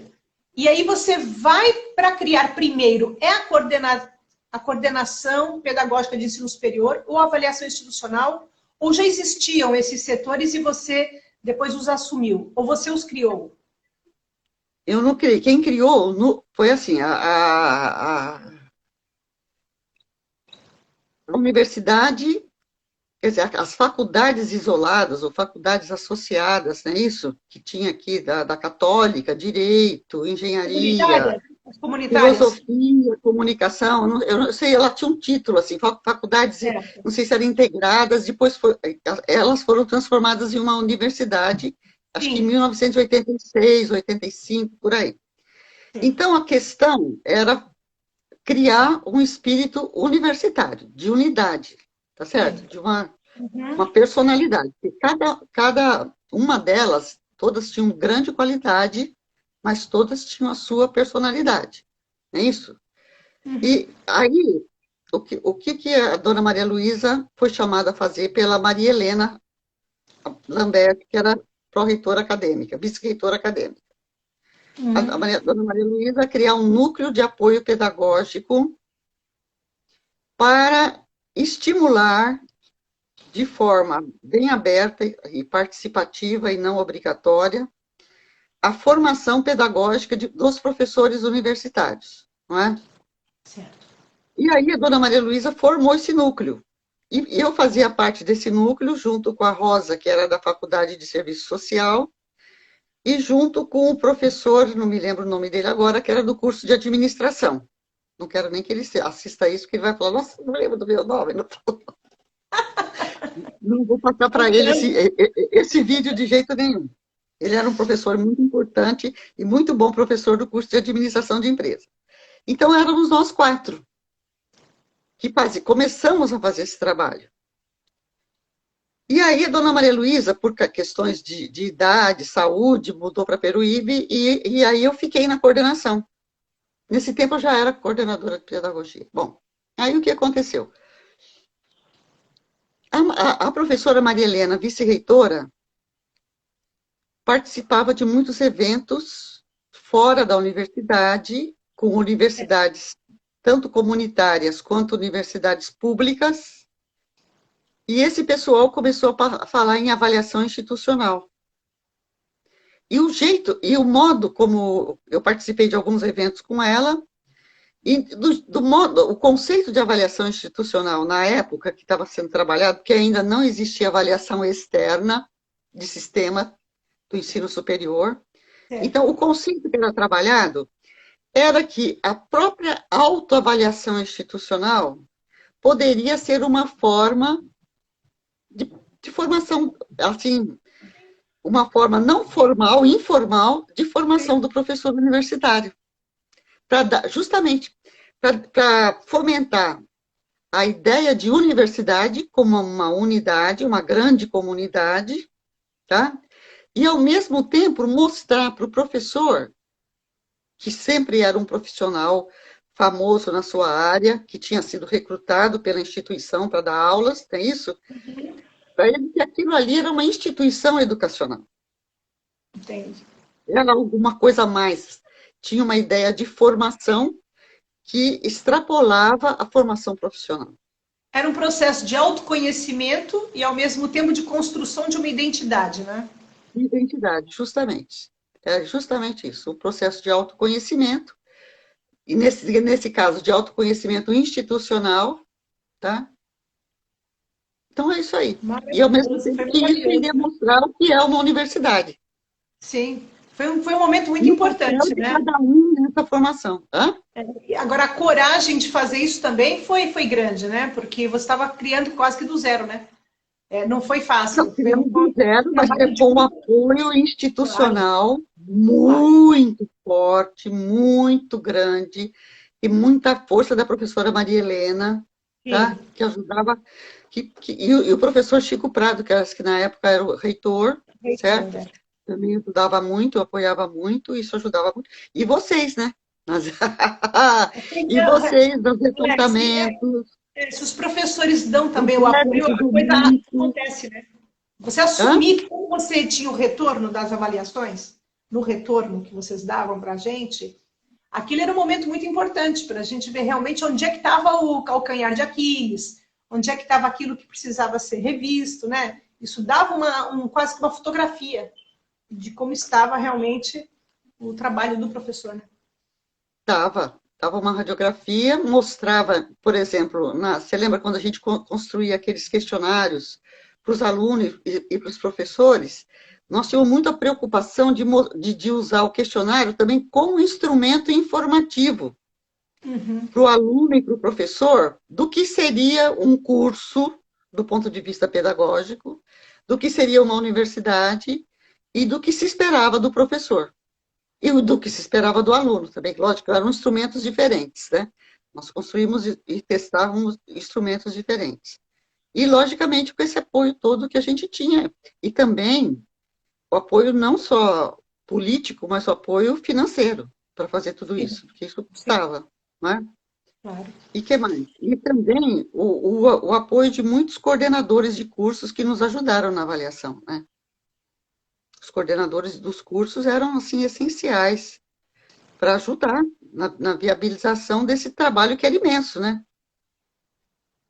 Era imenso, todos os cursos. Eu sei, quando eu saí da universidade, quando eu saí da coordenação pedagógica da graduação, nós tínhamos 34 cursos. Era muita coisa. É um universo. Você trabalhou lá, você sabe o que era, né? Porque você, quando você trabalhou, já existia avaliação externa, já existia uma política de Sim. avaliação. E foi bem no E aí, governo então, Haddad? quanto Foi mais... no governo Hã? Haddad? Foi no Ministério da Educação do Haddad? Não foi antes. Foi antes ainda. Antes, a avaliação começou bem antes. Olha, começou, veja bem, no começo da década de 1990, começou essa ideia de avaliação institucional. Uhum. Nessa linha mais emancipatória, uma linha bastante livre, de autoconhecimento e de consolidação da ideia de instituição. Depois é que vieram as avaliações externas como política, que já existiam essas avaliações externas, feitas pelo Ministério da Educação, pela Secretaria de Educação, já existiam em outros países, mas não existia no Brasil ainda.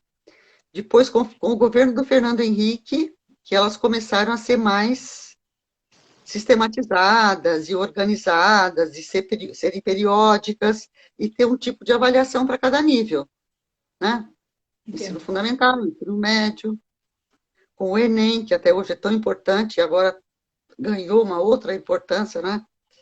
É que tudo isso Conseguiu. subsidia tanto as políticas públicas macro quanto as da própria instituição, né? Quer dizer, assim, Essa é a é uma ideia. coisa fundamental. A questão toda é a perspectiva, né?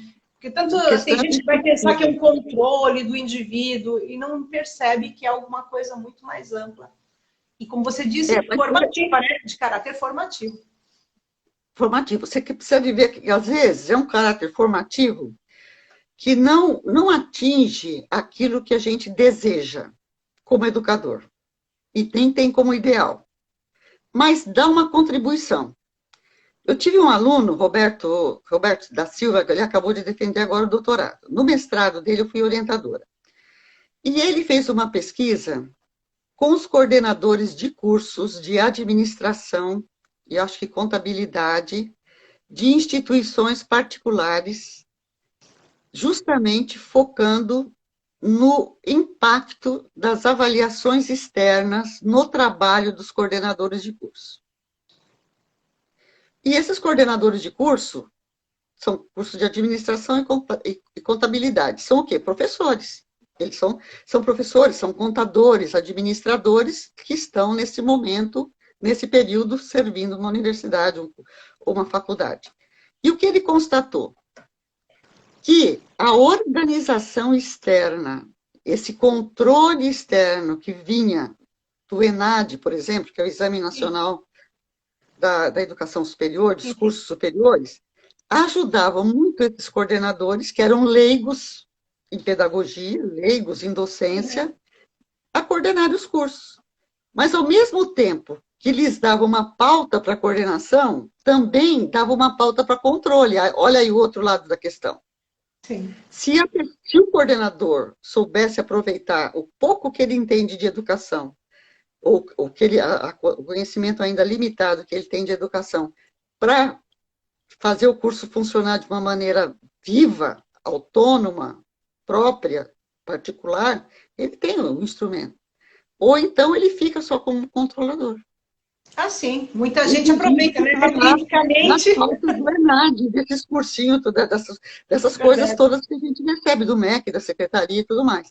Então, tudo vai depender, né, Márcia? Muito do profissional. E das crenças e habilidades dele. Para a comunidade externa também, né? Para a comunidade externa, porque quando o público vem procurar essa instituição, né, ele tem, pelo resultado desse trabalho, né, por exemplo, o ENAD, ele pode escolher melhor a instituição onde ele quer estudar, onde ele pensa que vai ser mais também. Não é um critério único, né? A gente também não vai defender isso como critério único, pelo amor de Deus. Porque a gente sabe que existem muitas outras variáveis aí na questão de uma escolha de uma instituição. Então, Angélica, é isso, mas é muita coisa. E a coordenação pedagógica do ensino superior, né, da formação?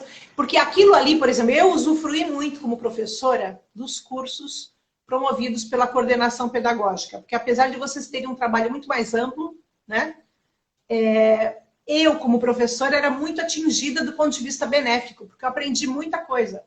Por exemplo, minha forma de construir plano de ensino melhorou muito com aqueles cursos que eu usufruía, de relações de professor-aluno, de técnicas de aula.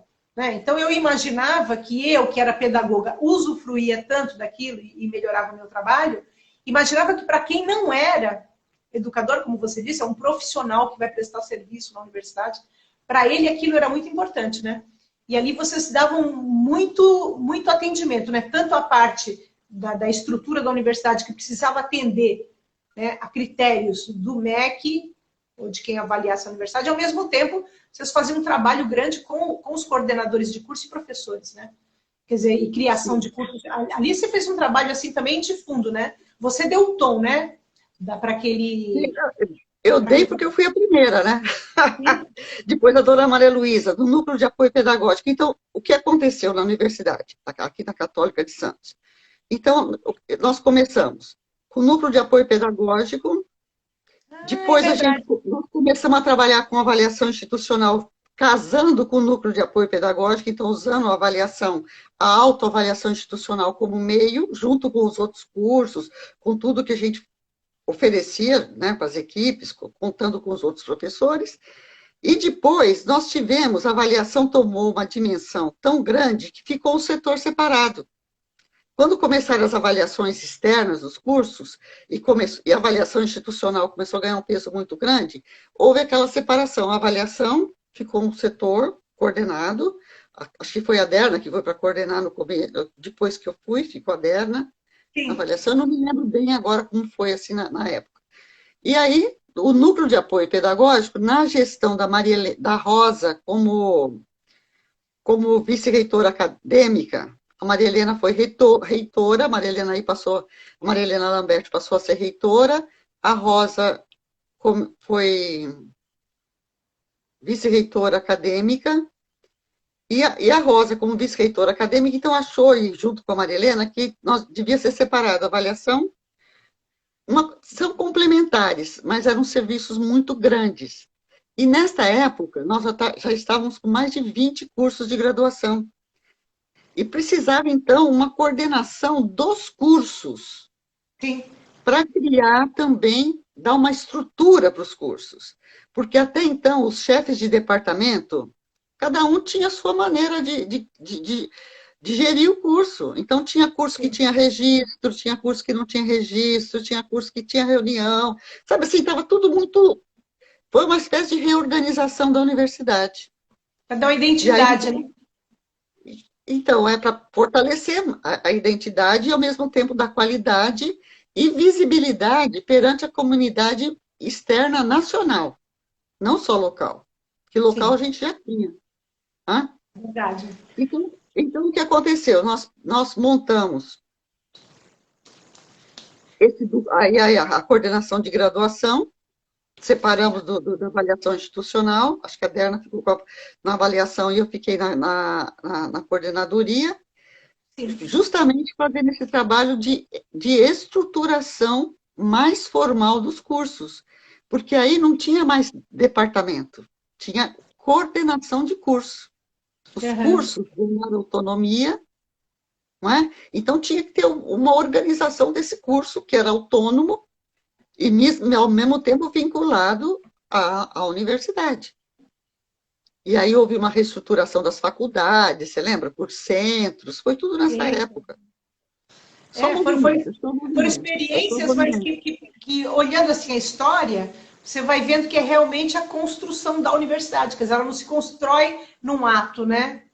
Não é um ato literal, é uma construção que aos poucos você vai dando a cara e corpo para ela, né?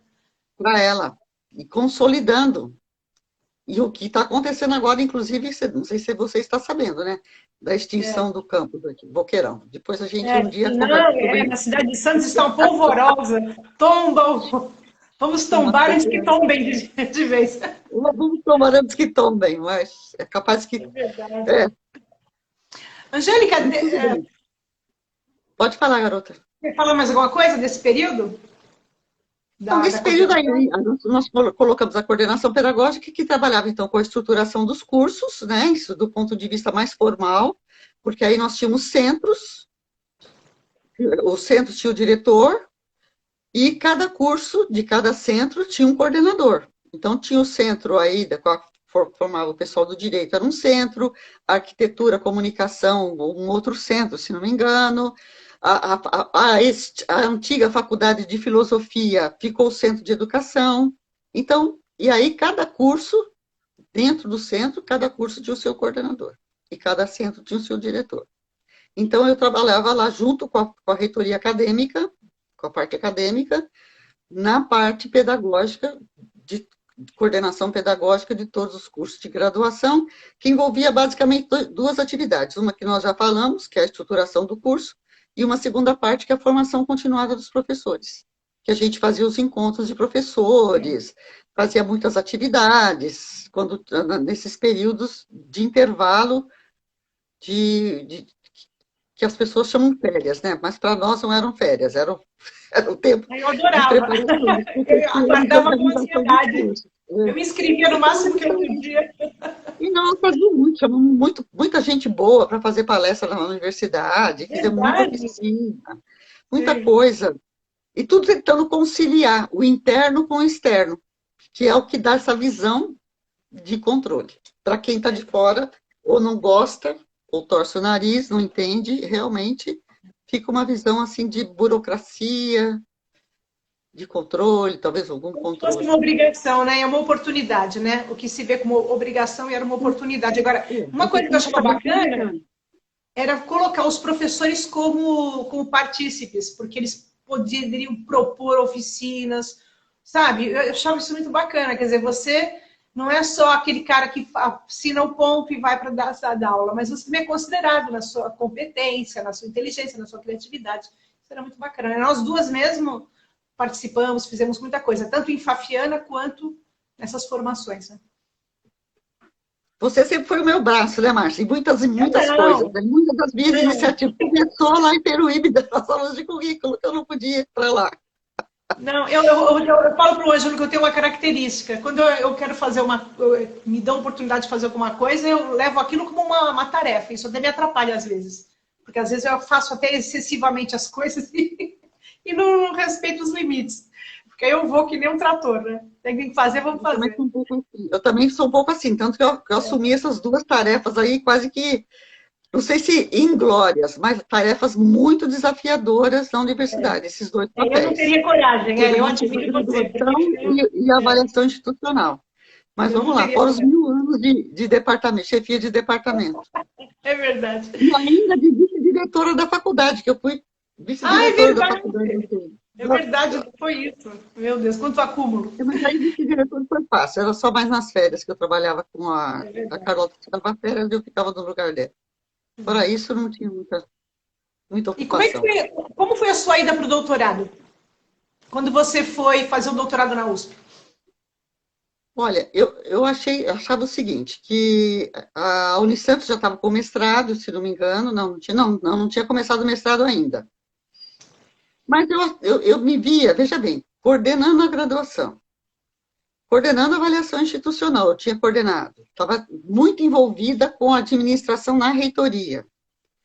Me achava quase que na obrigação de dar um pouquinho de exemplo de qualificação, de autoqualificação, porque eu já tinha Ah, feito sim. mestrado na década de 80, de 1980, e nós já estávamos no final da década de 90, tá? Meus filhos já estavam grandes, tal. Então eu fui fazer o exame fiz na PUC, a seleção da PUC para doutorado e fiz na USP. Na USP eu não entrei na primeira vez, mas entrei na segunda vez e justamente a minha orientadora foi uma star, né, estrela, né, que é a Marli André. E também é uma pessoa maravilhosa. Quer dizer, a gente sempre tem pessoas maravilhosas acompanhando a gente, né, Márcia? É incrível, né? Eu tive Mas na nós minha estamos família sobre os pessoas ombros de gigantes. maravilhosas. Hã? Nós estamos, como dizia o Newton, né? Estamos sobre os ombros de gigantes, né? Sim, sem dúvida, sempre, sempre. Por exemplo, Berna, o Oliva, Rosani, quando estava na coordenação da graduação, vocês me ajudaram muito, muito. Você lembra aqueles processos imensos de alteração de currículo, aquela responsabilidade? Então, tudo isso você precisa de gente, não é? A Maria Helena, que era minha secretária, ajudava muito. Então, eu acho que se você não tem uma equipe, assim, se você não conta com pessoas, você não vai. Não É, adianta que as coisas não funcionam. No departamento também, tudo que eu fiz lá no departamento, aquela mudança toda para TCC e tal, é, tudo isso é só com gente. é verdade. Era tudo para o melhor para o aluno, né? E para a própria instituição, né? Mas contando Nosso com os foco sempre foi o colegas, aluno, né? contando com os professores, sempre É contando com os verdade. professores. É. Você sozinho não faz nada, a gente sozinho não funciona. E é E do isso teu, aí, Marta, que eu queria do falar. teu doutorado, uma coisa que Não, doutorado. Aí eu resolvi fazer o doutorado com a Marli. A Marli, fiquei é, muito honrada, fiquei muito. E aí você também foi fazer mestrado não, e fazer a fui. companhia das nossas vidas para São Paulo, né? Graças a você, Derna e Carmen Lídia, que me incentivaram, e você que leu 9 vezes o meu projeto. Você, 9 vezes. você me deu um texto do Donald Schoen, que você falou para mim, porque eu estava naquela, né? O que eu vou trabalhar? Eu tinha me apaixonado pelo Dewey ali no curso de filosofia, veja, que eu fui me aprofundar um Sei. pouco mais no Dewey com a Dona Anísio Teixeira. Eu fiz um trabalho para o Oliva sobre a Anísio Teixeira, me apaixonei. E você falou para mim, ó, nesse curso Donald Schoen, ele trabalha com o Dewey. Dá uma olhada nisso aqui. A partir dali, eu fui ler a obra do Dewey e aí é que nasceu o meu projeto. Então, eu devo muito às suas 9 leituras, porque você trabalhava, fazia tudo isso e ainda lia meu projeto, né? Depois Não, o pessoal é dizia, isso que eu te falei. entrou na USP graças a Angélica. Eu falava, sim, De indiretamente foi, nada. porque ela teve que ler tudo para mim, para ter um pouco de Não. qualidade no meu projeto, né? Então foi um momento muito importante esse para mim, né? Porque E a quando sua a gente está amizade assim de fora, ler o projeto não é. Quer dizer, existe uma técnica, lógico, né? Mas não é muito difícil porque você está distante do problema, né? Não está envolvido no problema como o autor do projeto. Então é mais agora, você fácil. me pôr no seu carro, me levar, me trazer, só Não, isso não, já favoreceu muito, porque o ônibus e o metrô, tudo isso é muito mais difícil. Então, você está num carro com alguém, conversando tranquilamente, né, com conforto, vai e vem, então, eu devo muito a você aquele momento que não foi Não, fácil, mas ao mesmo tempo foi fácil. e os nossos papos no carro, a viagem Nossa, passava rapidinho. Já pensou ir sozinha para São Paulo? Pegar aquela avenida dos Bandeirantes lá, você lembra? Naquele tempo que tinha muito caminhão na Avenida dos Bandeirantes, que nós nossa, demorávamos 40 minutos para ir daqui para São Paulo e 1 hora e meia depois de trânsito em São Paulo. Que loucura. verdade. Mas foi um E momento tudo muito isso importante, né? passava rapidinho. E assim como o seu pai levou lá você, seus orientadores, para um jantar, né? A mesma coisa o seu marido fez, porque ele levou a Marli André, né? E nós fomos juntos também. Nós, como amigos, fomos juntos e o Sim, Antônio meu ofereceu marido. o jantar para nós. Da minha tese de doutorado, além dos problemas todos que aconteceram no decorrer do curso de doutorado, em relação ao objeto, ao projeto inicial, você sabe que houve um problemaço, né? Eu tive Sim. que mudar o projeto e tal. Mas aí, no final, que eu dediquei a tese ao Antônio, que é o meu companheiro, meu marido, mas eu não coloquei meu amigo e companheiro como eu tinha colocado na dissertação de mestrado. Foi muito engraçado isso. Eu coloquei, quando eu fiz o mestrado, eu escrevi assim, ao Antônio, meu amigo e companheiro. E no doutorado, eu escrevi só ao Antônio, que eu achei que seria ridículo, repetitivo, colocar. Quando ele viu aquela dedicatória da tese, que não tinha meu amigo e companheiro, minha filha, ele já estava impressa. Ele ficou sentido, ficou um tempão sentido. Isso é sinal que ele te ama muito. Não sei. Eu sei que ele ficou meio bravo. Como? Cadê? Quem é o Antônio? Quem é o Antônio? Lá eu era seu amigo.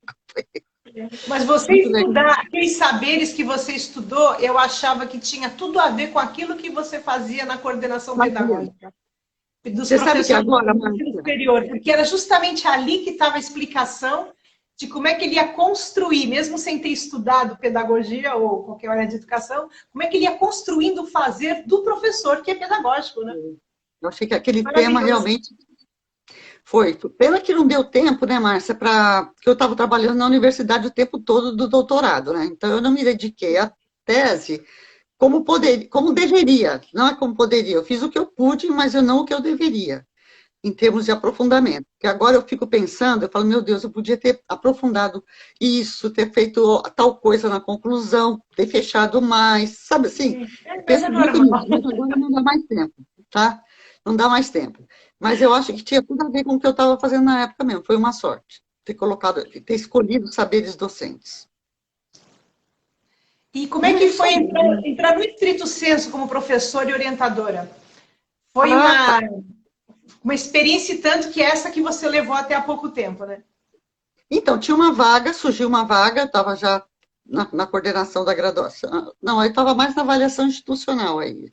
Aí eu tinha voltado para trabalhar com a coordenação da avaliação. E a avaliação estava muito difícil, porque estava começando a ter a primeira avaliação formal do MEC da universidade. Então, era avaliação institucional da Unisantos pelo Ministério da Educação para atribuir aquelas estrelas, nota 5, nota 4. Sim. Então, estava muito envolvida com isso aí. E nessa época, surgiu a avaliação, surgiu uma vaga no mestrado. Ah, sim. E você já Porque com tinha doutorado para podia concurso, trabalhar. aí no mestrado aí na educação, mas também já estava dentro da universidade. E aí o que aconteceu? Eu já tinha substituído professoras no mestrado, tinha substituído a Ângela Martins uma época que ela ficou muito doente. Bom, aí o que aconteceu? Aí eu prestei o tal do concurso, apresentei o projeto, logicamente em cima do que eu estava fazendo, e fui. E consegui entrar no mestrado e comecei a trabalhar lá. Aí, à medida que eu trabalhei lá, eu comecei a perceber que a CAPES exigia muito do professor do mestrado. Então, muito mais do que o nosso saber, a nossa experiência, a relação com o aluno, tudo, você tinha que produzir para a CAPES. Aí vem a questão da avaliação Sim, externa. sim. Você pontuar para manter o mestrado vivo, tá, tá, tá, tá, tá. E aí eu comecei a querer largar, então, a avaliação e passei só para o mestrado. É assim. Comecei lá a trabalhar no mestrado em 2009, 2010, por aí.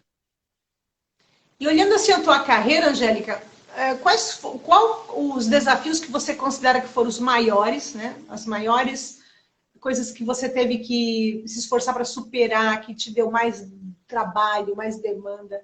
O que foi que em toda a tua carreira foi o momento mais crucial, assim? Olha, em primeiro lugar, essa questão de você ser mulher e profissional. Sim, Eu acho que essa dicotomia, ah, porque nós somos, bem dizer, da primeira geração de mulheres que saíram para trabalhar e trabalhar quase que em tempo integral e sim, muito profissionalmente, né? Isso aí cria um problema muito sério de culpa em relação à família, aos filhos. Se eu não tivesse, por exemplo, a minha sogra que me ajudou muitas vezes, porque minha mãe logo faleceu, entendeu? O meu sogro, meu marido que ajudou muito, e sabe, muita gente assim que ajudou muito, não teria, eu não teria tido condições de continuar, tanto que eu quase abandonei lá no começo dos anos 80, quase abandonei tudo. Bom, aí eu acho que um grande desafio é esse, o papel de mãe, dona de casa, esposa, lá, lá, e profissional. Foi, na época, um grande desafio. Um outro desafio grande também é a questão cultural. Cultural, porque você vem de gente, de famílias de mulheres que não trabalhavam. Então, sim. então, é mais um desafio. Outro desafio, que não foi muito grande, foi trabalhar com gestão. Acho que eu tenho uma coisa que eu tenho uma facilidade, sabe? Trabalhar com gestão. Ah, não sei se é pelo relacionamento ou por esse entendimento que a gente tem de gestão participativa, Aham. mesmo sendo mais técnica um pouco. Então, foi um pequeno desafio. Agora, o desafio maior na universidade foi você trabalhar com pessoas, e você deve ter sido o seu também, que você trabalhou comigo na coordenadoria de graduação, com profissionais de áreas distintas, que são pessoas muito cultas, muito abalizadas, muito bem formadas, mas em áreas Sim, que não tem nada a ver com a nossa área. sim. Tá? Com o advogado, com o médico, com o farmacêutico, com o fisioterapeuta, com o enfermeiro, com o engenheiro, tá? São outras estruturas mentais, né? Justamente. Então, são pessoas de áreas, nem me lembro, com o comunicador, Sim. né? Então, isso aí, para mim, foi um grande desafio. Foi assim, no trabalho todo que eu fiz todo esse tempo, mais do que implantar um serviço de avaliação institucional, mais do que implantar um serviço de coordenação pedagógica nem em uma universidade, foi justamente conviver com as culturas profissionais. Certo. Que também aí entra a questão que as culturas profissionais trazem muito do gênero que domina aquela profissão. Então, esses foram o grande desafio que eu acho que você também deve ter sentido no seu trabalho quando era na coordenação. Sim, verdade. Agora, qual foi a sua maior alegria? Assim, você fala assim, na minha carreira eu tenho isso guardado no coração como aquela coisa que a gente vai e revisita, que dá um calorzinho na gente, aquela satisfação. Fala, puxa, isso eu acertei, foi muito bom. E, nossa, Márcia, mas aí nós temos que falar mais 1h30. Que bom que você tem uma carreira assim, Não né? dá, Que te dá não tanta dá, não dá, satisfação. não dá. Tem muita coisa boa. Desde o tempo que eu era professora primária, tudo, tem sempre coisa boa. Se eu for lembrar de cada uma dessas etapas, que duraram mais de 50 anos, quase 50 anos, ou mais de 50, nem sei. As alegrias que eu tive, por isso que eu fiquei, senão eu teria saído. É Né? verdade, é Eu verdade. tive muitas alegrias, trabalhar com muita gente boa, sabe, assim, coisas boas. E eu gosto de desafios, então. Algumas vezes quebrei a cara, lógico, sabe? Fui mal interpretada, não dei, alguma coisa não deu certo, mas eu tive É, mais alegrias, muito mais alegrias e realização do que tropeços, assim, pelo menos do que eu bacana. considero, entendeu? E como vai Acho que agora a vai um sua pouco da minha atividade na personalidade. fotografia? Sua atividade agora na fotografia. Como é que tá? Agora é a hora do Não, prazer. não, não, veja bem, eu sempre gostei de duas coisas, fora É, dois tipos de lazer. O cinema, e o cinema tem a questão da fotografia, né? Então eu fui passar, eu gostei depois que eu tinha tempo, aqui pertinho de casa, abri um curso de fotografia, eu comecei a fazer, mas aí começou a pandemia.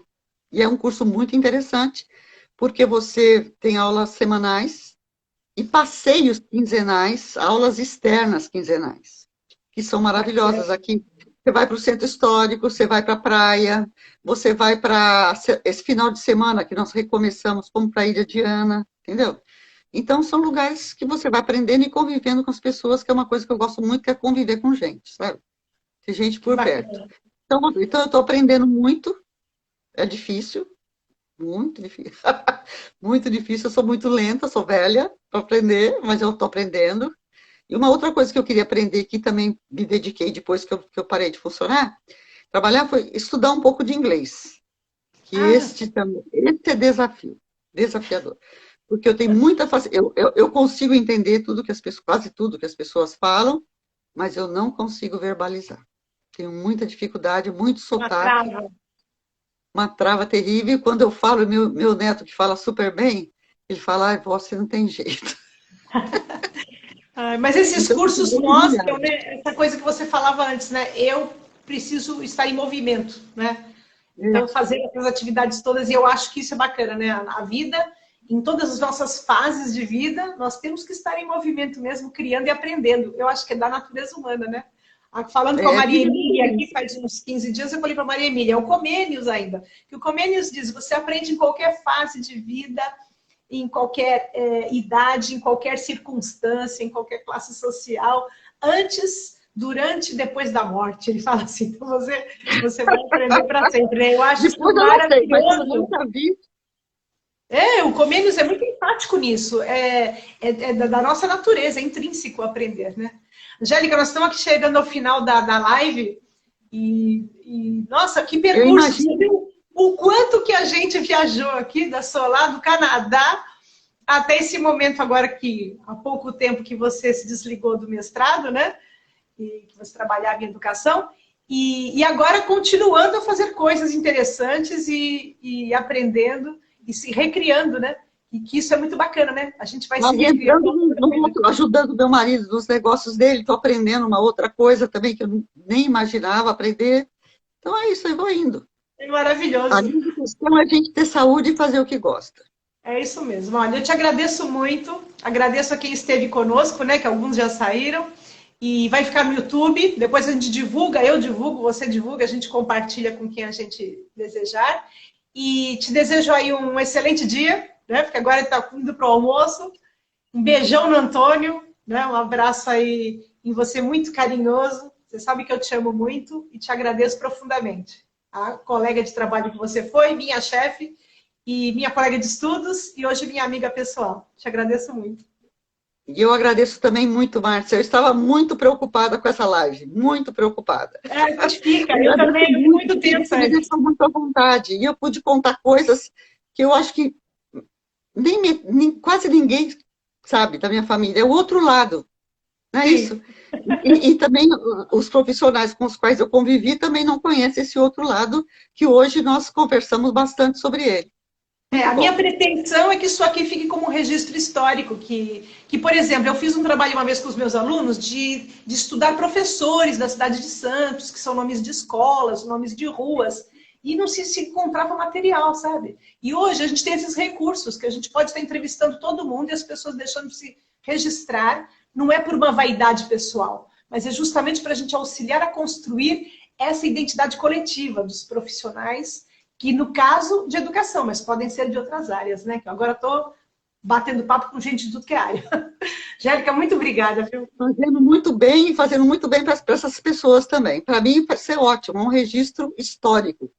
A gente se auto-rever.